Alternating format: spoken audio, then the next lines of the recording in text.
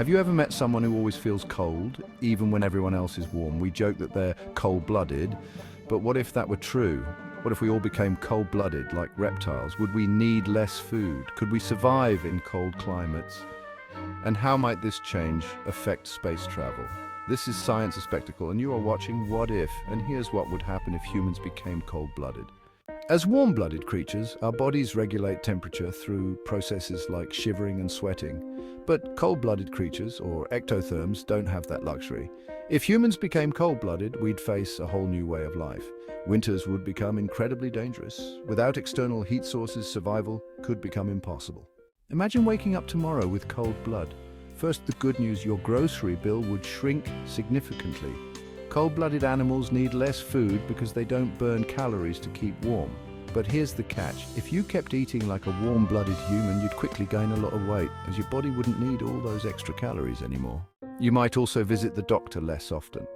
Cold-blooded creatures have less constant body temperatures, making it harder for germs to thrive. Your variable body temperature would make it difficult for bacteria and viruses to survive in your system. But this doesn't mean you'd be invincible. In colder environments, you'd need to be vigilant about keeping yourself warm. Your immune system could slow down in cold conditions, giving germs a chance to creep in. Your thermostat would become your lifeline, not just for comfort, but for survival. The cost of keeping your home warm would skyrocket, especially during the winter. Cold-blooded humans would thrive in warmer climates, meaning most of us would need to move closer to the equator. But with billions of people migrating south, we'd face overcrowding, resource shortages, and potentially political instability.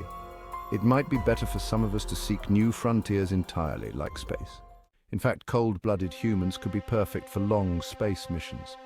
Cold-blooded animals can enter a state of torpor, where their body functions slow down drastically. This allows them to survive on minimal resources for long periods. In space, a cold-blooded crew could hibernate, surviving for months or even years on minimal supplies. Who knows, we might even find a planet that's perfectly suited for our new cold-blooded nature. So, while becoming cold-blooded would have its perks, it would also present serious challenges. Would you be willing to adapt to a world where your survival depends on heat, or maybe another planet awaits? Before you leave, don't forget to hit that like button if you enjoyed this journey. Got questions or ideas for future videos? Drop them in the comments below. We'd love to hear your thoughts. And hey, don't keep all the fun to yourself. Make sure to share this video with your friends. Spread the curiosity. Lastly, smash that subscribe button and ring the bell icon so you never miss out on more mind-blowing content like this. See you in the next video, and as always, stay curious.